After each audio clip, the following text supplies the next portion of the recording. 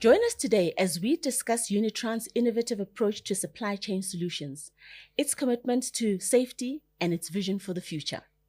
We will also delve into the company's technological advancements, partnerships, and its role in shaping Africa's end-to-end supply chain solutions industry.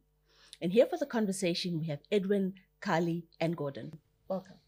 Thank you. My name is Edwin Hewitt. I've been with Unitrans now for 9 months, and I head up the business. Welcome.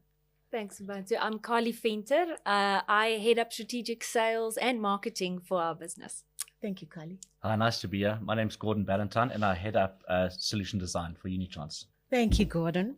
So what's become quite apparent for me is that Unitrans, which was historically known as a transport company, has evolved to be way more than that, right? Help us understand the overview and history of Unitrans and its journey. So I can share a bit of the history of Nobantu. We started way back when, 1930, there was a company called United Transportation Company based in the United Kingdom. Essentially started operating as a bus business, bus operating company. They, over time, acquired and diversified into freight businesses, one of which was Thornton's Transport, a Californian-based organization. And in 1962, then registered and incorporated in South Africa as United Transport, which was the origins of the business Unitrans as we have it today. And Unitrans really grew from a freight and bus operating company to what you see today, which is an organization that has end-to-end supply chain solutions and services that really focus on adding value for our customers, enhancing visibility for them, optimizing their operations, finding value, making sure that we get value out of their supply chains, and delivering is ultimately peace of mind. Fascinating, Carli. I did not know that Unitrans was born outside of South Africa. For you, Edwin, what do you believe sets Unitrans apart from its competitors in the most objective way possible? So I've got an interesting philosophy about this competitor story. I never think or ponder about my competitors.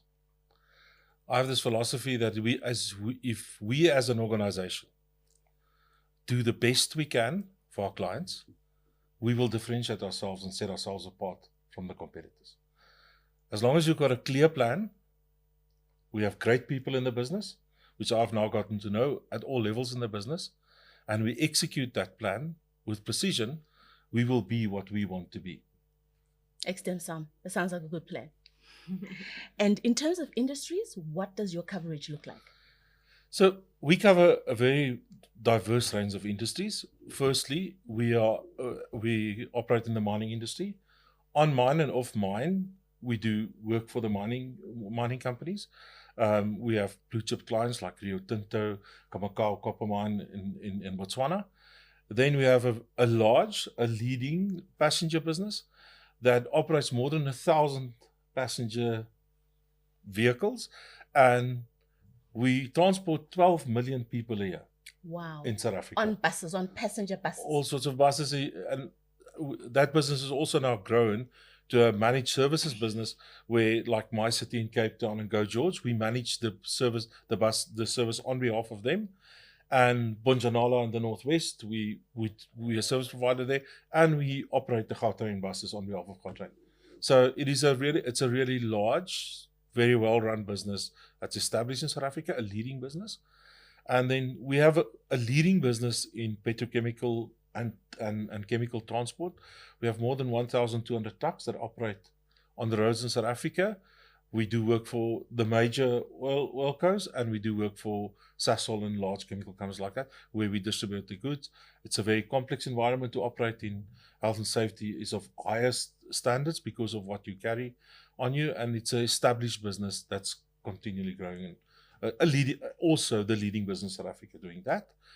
Then we have a fascinating agriculture business, which I've gotten to know better now.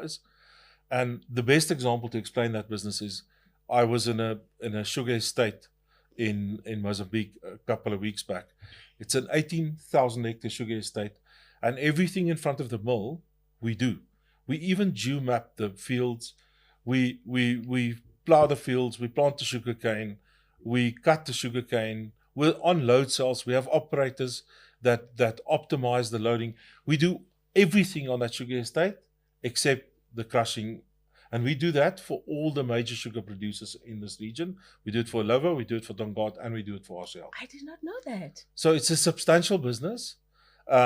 We are the leaders, and our clients are not our clients, they are our partners. They are dependent on us, we are dependent on them, and we work well together to deliver that. Then we have a freight forwarding business, which freight forwards and clears multiple millions of routes in this region. And then we have, so it's mining, it's agriculture, and then we have a consumer business. Mm-hmm. The chickens that you heard about earlier. We do lots of chickens, small chickens, big chickens, and everything in between. I learned about hatcheries and broilers. And all and transporting little chicks. Mm-hmm. So we have a large consumer-facing business. That is an opportunity in the market. I view that as a large market opportunity for us to grow that business further. And the growth in that business is what Gordon and his team and all of us do, is where we go and understand a client's needs. Let's take a client like RCL Foods, where we already do the sugar estate for them, and we do the milling. We've just started doing the milling. They have other divisions in their portfolio, and now because we have a close relationship with them and their management, we listen to them, and then we go and work with them, take their data, and work with them and design alternative solutions for other divisions.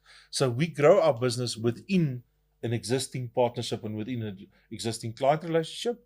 Alternatively, we get approached, or we do approach very large clients, and we go and work with them in partnership to optimize their logistics and their supply chain, because we do both. We are excellent executor of logistics, but we're also a really good designer, an analyzer and designer of supply chains to offer our customers alternative opportunities.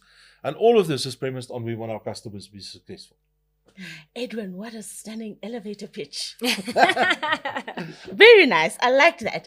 And then in terms of territories and your footprint, what does that look like? So we operate everywhere. I'm very proud to say that we are one of the largest South African logistics companies.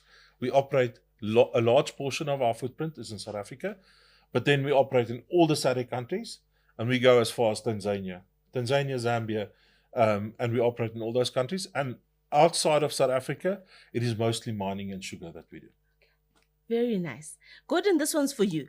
In your view, what are some of the challenges faced by the supply chain industry today? Certainly the management of rising costs post-pandemic, coupled with interest rate and inflationary pressures, which have put a strain on margin in a lot of the businesses. Customer predictability, so causing demand uncertainty in terms of demand forecasting, production planning. Consumer spending patterns have changed and have become a lot less reliable. Infrastructure deterioration, if we look at our roads and our rail networks, as well as our power supply stability. And then from a geopolitical risk point of view, particularly in the import-export markets, tariffs and trade route interruptions as well. Yeah. Did you want to add in something there, Yeah, Carli? I'm just listening to Gordon. I'm thinking, it's a long list of challenges that we're dealing with all the time. But I think the big thing is to break it down piecemeal and to look at them sort of at focused areas of the value chain. And I think that's really where we make a difference, is we work with our customers to say, where are the burning issues? You can't tackle all of those things at the same time. And some of it's outside of our control. So we tackle the things that we can control and we can influence. And a big part of that is the technology, the services, the people and processes that we put in place. So it's a volatile and uncertain environment, challenging environment that we operate in. But I think, to Edwin's point, through our partnerships and collaborative approach, that's really how we win in that space. And I don't see it as any challenges. They're all opportunities. I agree with that. And what's most important is everybody is facing the same challenges. Absolutely. Yeah. It's no different to for anybody else. So what's happened through the pandemic and the Suez Canal and what's happened globally is supply chains has come to the fore and has been highlighted, which it was not in the past. Supply chain sat somewhere in an organization. Nobody ever looked at the full supply chain, the scope of supply chain, the cost of supply chain. And having the ability to work with our clients and take the data, which is more than often than not not good quality data, and we help them get the right data, do a proper analysis. We can redesign supply chains and save them significant costs and make them more efficient. Absolutely. But before we move on too far, I just wanted to go back to your comment, Gordon. You were talking about rising costs post-pandemic. In my understanding, I thought that especially the freight rates had come significantly down, because during the pandemic, when there was a shortage of freight capacity, airline capacity, shipping line capacity, we saw freight rates hit an all-time high. And I'm guessing all that now has come down and stabilized. So what, in your view, is driving the rising costs post the pandemic once the dust has settled, so to say? I think the economy has been re-stimulated, but it does take time. So you still have industries that are still recovering, and unemployment is up, and Sure. The amount of money in the average consumer's pocket has also been affected as well. Absolutely. So all of that knocks on. If you look at things like the fuel price from the shortage that we experienced, they all end up knocking on to the price the consumer pays for goods, which is contributed to by the cost of the supply chain in those goods as well. Understood. And Carli, this one's for you. How would you define innovation specifically within the logistics and supply chain spaces? Yeah, I mean, if innovation is this term that people often associate with groundbreaking technological advancements and developments. But I think innovation can really be, particularly in supply chain and logistics, it can also be about doing things better, more efficiently, doing it in a safer way to protect people, to protect our environment. So innovation is not just about systems and technology. For us, it's also about process innovation, equipment innovation. We spoke earlier about our broilers and our day-old chicks. We've worked with some of our partners to develop some of the best trailer technologies around transporting little day-old chicks. That's innovation. And, working with European companies to design something that's fit for Africa, and that really works in our environment. But it's also our road trains that we operate on our mining sites that have increased payloads significantly, which improves the number of kilometers we travel, reduces our carbon emissions, it improves safety because we're not doing as many loads. It's all of those elements. So it's equipment design. It is system technology and innovation as well. We've seen all of the in-cab technologies that's come to the fore, the telematics. Some of our other teams have spoken about that, the automated braking systems, all of those safety innovations that have come over time, being able to understand where a driver is, where they're moving. But it's also our drone technologies and our agri environment where we are doing geomapping and all of those things. And then we get to process innovations. Gordon can tell you a lot more about the artificial intelligence developments and robotic process automation. So it's about automating processes. But I often also say to our teams, it's also about simplifying process. It's not just about automating, but also looking at something, say, how can we simplify this so it's not so complex, burdensome for our teams? So it's really across all of those dimensions, looking at how do we do things better, more efficiently, more effectively. Gordon, just to pick up on Carli's previous point on innovation, what would you say Unitrans' approach to innovation is, and how does technology play a role in driving the development of innovation in the business? So Unitrans positions itself as a supply chain value partner. Okay. We technology agnostic, and we adopt a fit-for-purpose approach to solving customer-specific challenges in order to bring about simplicity and efficiency. And to the point Carli mentioned, it's not a innovation at all costs. There's a cost to innovation, and if you do it right, it should be self-funding. So it's about putting the right technology in the right place to solve a problem with the minimal amount of change required, because you don't want to cause complexity. You want to bring about simplicity and efficiency. And also identifying what works in specifically in emerging markets. It's very different to European and North American market, also because of the cost of labor. So what is a economical benefit in terms of technology and innovation introduction in the European market is not necessarily cost effective in an emerging market as well. So how are you, given your footprint on the African continent, how are you winning in terms of developing innovation that is fit for purpose on the African continent? So you often have to take a stepped approach. So if I look at, for example, data integrations, that's fantastic, and where you've got big networks and big data hosting sites, that's possible. And stable power supply. Yes. However, when you're working again around non-integrated data, piecemeal information sharing, there are ways to automate efficiency and processes without having to go to end state. And it's about taking the customer on that journey where they feel comfortable with the pace of improving, targeting end state. But if your technology and innovation is too mature for the customer's comfort level, it's going to fall flat. Absolutely. I've got a simple answer for you. Okay. Let us hear it. As leadership, we employ very clever people. I can see. Very clever people. That are much cleverer than we are. Uh-huh. And we employ industry experts, real industry experts.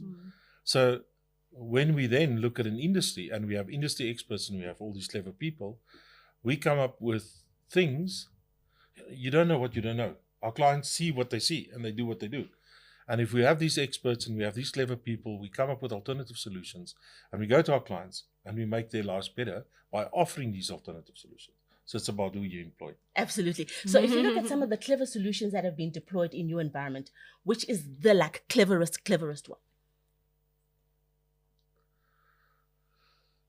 Look, a clever one, which I now Or successful, whatever you want. Both, which I now viewed, was the way we enhanced the output tonnages on the sugar estate. Okay. By geomapping the field, by planting, by having load cells when we weigh the yields, we can determine patterns of spreading fertilizer differently in different areas and next to improve the yield. So we are at the head of the curve to make the client with the same hectares improve their yields for production, which just increases their profit significantly because it's the same footprint that they plant on. I don't know if there's any other examples you want to share. Yeah, I think maybe one of the other areas is our center of excellence, or our control tower technologies that we deploy across our different divisions, but particularly our consumer division and some of our industrial customers. I think that's about optimizing routes, and looking at safety measures as a big key focus, and being able to have predictive alerts when there's potential accidents. It sounds simple, but it's through those innovations and pieces of technology that we've really made. Ultimately, you're protecting lives and making our environment safer. So the most important people in our company are our drivers. Yes. They drive buses, they drive trucks, they drive fuel vehicles, they drive yellow metal, they drive all sorts of things. So as a business, we invest heavily in the technology in cab. Now what that means is we have a telematics system in there that gives data and gives feedback to a control center where we can monitor, and we have lots of data. So we measure 5 things for each driver. Harsh braking, because these people, they do an incredible job driving millions of kilometers in difficult circumstances, as you explained. So we want to keep them safe given the circumstances they're operating. So we have telematics in cab. We have an inboard camera. That camera has smarts and even AI behind that. When somebody gets tired because they drive long distances and it nods, it gets a warning. When they drive harsh braking, gets a warning. When they use cell phones. So we have in the last 6 months, it's incredible what we have achieved to reduce those incidents. Those incidents being reduced make our drivers safer and the other people safer. So we're willing to invest in technology, even recruiting our drivers. We're using algorithms to recruit our drivers because some drivers are better at long distance, some drivers are better at short distance. So we recruit our drivers well. We invest in the best technology in cab. We buy good assets from the majors, and we then train and coach our drivers further on a continual basis. So they protect our assets, they protect their lives and they're there for their families. But you know what I love so much about the incidences that you're tracking, that you're saying are declining? Those are not incidences. That is what do you call it? A near miss, right? Yes. So there was no actual incident or accident, or it prevented an accident from happening. So it's highly preventative in nature. So you can imagine the probability of 5,000 assets traveling everywhere, the probability of having an accident. Absolutely. Most of our accidents, unfortunately, are third-party accidents. but we invest. It's expensive. When you say third-party accident, it is where a person drives into our truck or into our bus. Okay. A person with a motorcycle comes into Okay, so our it's car. not our fault. It's not our fault. Okay. There are some, very limited, but what we as an organization do, we take the responsibility, we make a big investment in technology to keep our drivers safe. I love that. And we are proud of them because they do an incredible job for us. Absolutely. We've spoken earlier on about partnerships, how you view your customers, clients as partners, right? And I'm sure that philosophy spills into other areas of the business. Let's talk about that, your view on partnerships and collaborations. So it's an interesting concept because people loosely talk about a partnership. A partnership takes time to develop. It's about trust. It's about trusting each other. It's about not being a one-sided partnership, but being a partnership, being a partnership where both parties benefit from that partnership. So when we look at a client, and our clients, we believe, because we are so integrated into their businesses, and they are dependent on us and we are dependent on us, as I explained earlier, like the sugar estates and the chicken things we do, and some of the consumer things we do. We value those partnerships. We grow those partnerships to make our clients better and successful. And also we deploy or employ any partnership. We are partnership and technology agnostic, as Gordon said. We will partner the most efficient or the partner that can give us the best value to help us with our clients. So we might partner a technology partner. We have multiple technology partners where they have specialist skills that we bring in there. Like, let's say warehouse design. We have great in-house skills, but if we want to design a large warehouse, we will go and find the best company that can come and assist and do that. I'll maybe just quickly add to that. I think one of the things that we've also recently relaunched our values, and one of those values is collaborating for impact. And I think the point that we're also making is that when we collaborate, that's cross boundaries, that's cross territories, that's with suppliers and partners, as technology partners, equipment partners, but it's ultimately also with our customers. If you look at some of our top customers, I think our top 20 customers, our average tenure with those customers and length of relationship is 20 to 30 years. Wow. And that's amazing. Based on your definition. We've walked long roads together. Yeah. Ilovo, it's more than 60 years. Very nice. Very, very nice. Staying on the theme of technology, Gordon, what do you see as being the current technology and AI trend specifically in the logistics supply chain area? I think we've loosely touched on it, but it's for me, it's the forward-looking and predictive analytics part of it. It's moving away from being reactive to proactive problem solving. So being able to statistically measure the probability of an event happening and take corrective action to prevent it from happening in the first place, I think is the game changer. We're seeing a lot of it being used in the safety space, again, from driver fatigue, driver safety, looking after our assets on the road as well as our people. But it also goes into forecasting ability. So you can, I touched on one of the challenges about consumer predictability. You can start using current and past trends to predict and forecast outcomes that are likely to happen. There's no guarantee, but it gets you closer in terms of your preparation from a business network point of view. So you're talking tools like Power BI, data mining, that kind of technology.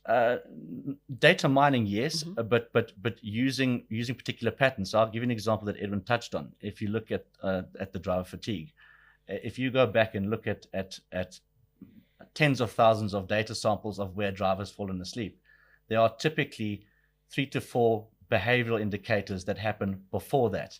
And you can start putting a very strong correlation to, should event 1, 2, and 3 happen, you are now within a high probability of event 4 happening, which is falling asleep. Brilliant. And you can start using those predictors to pre-anticipate an event happening like a driver falling asleep and get the driver off the road before he does fall asleep.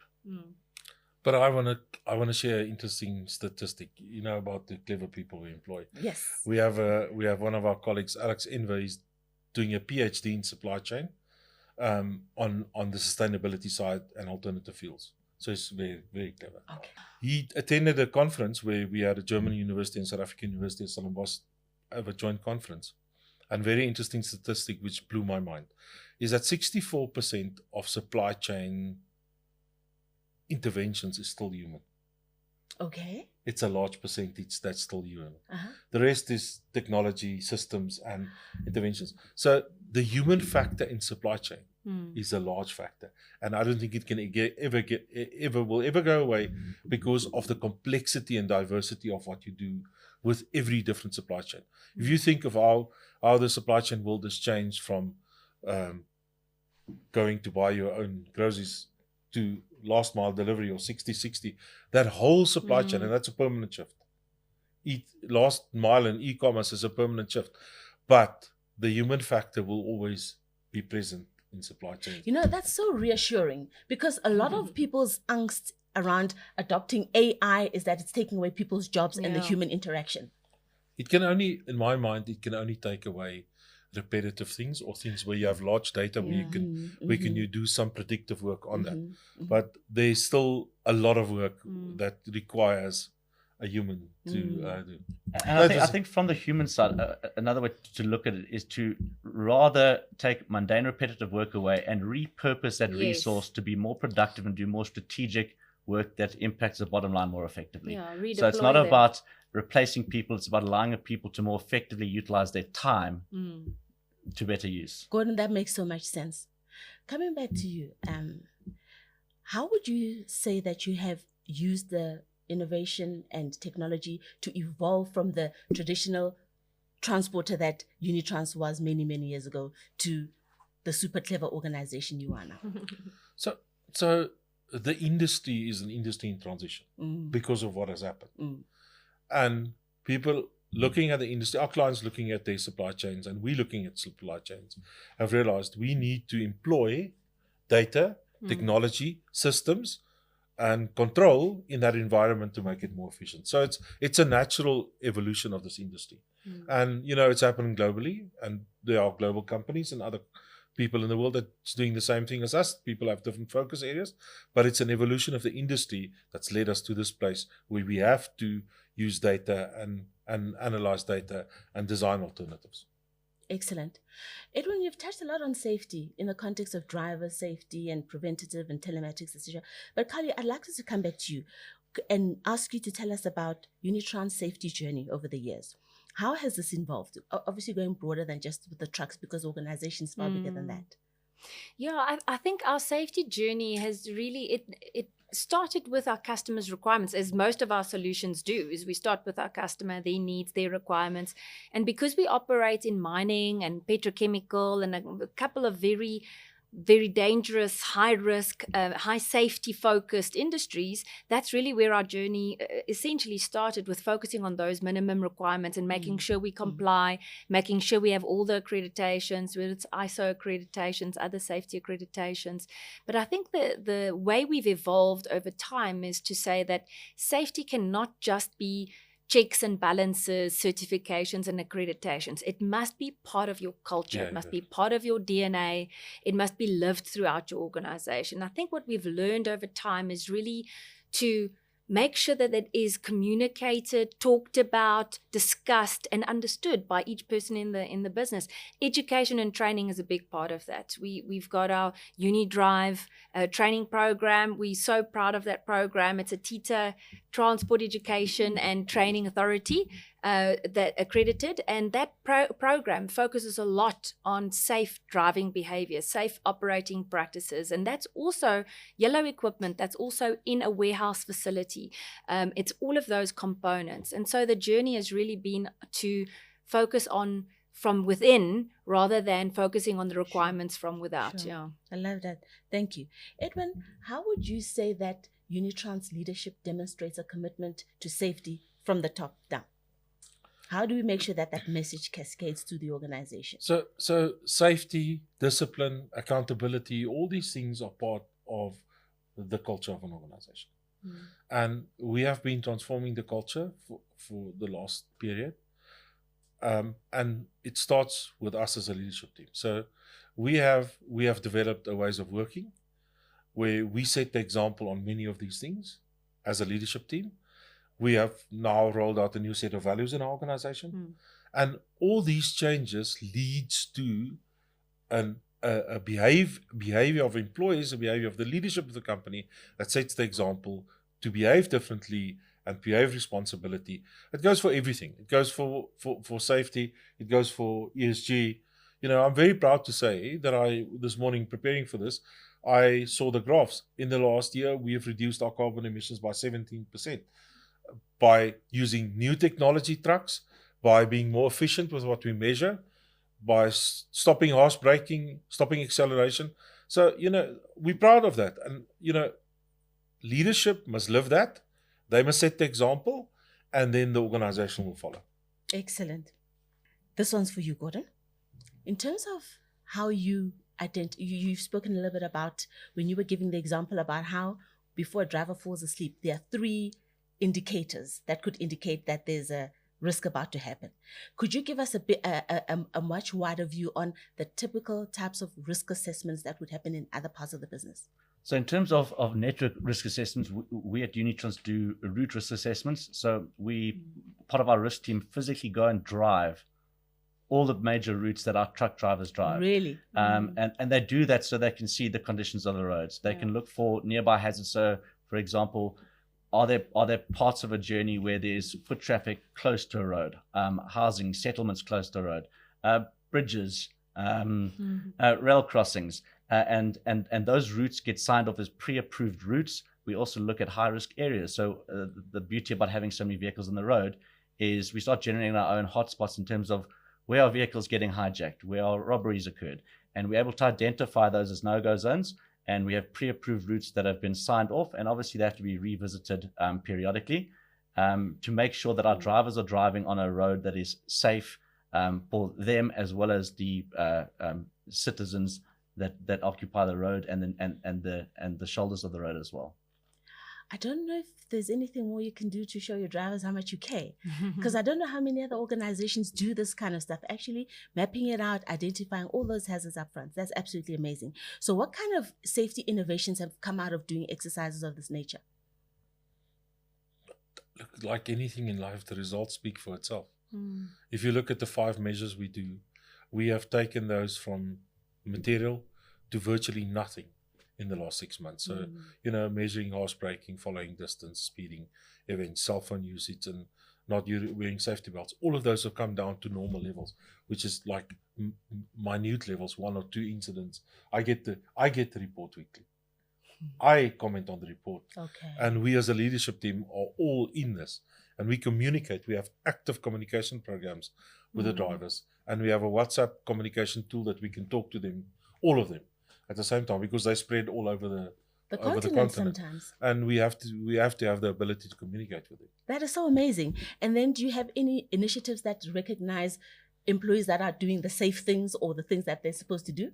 And the nice thing about driving the safety culture, it has 2 very great byproducts. And first and foremost, you're keeping the driver and the road user safe.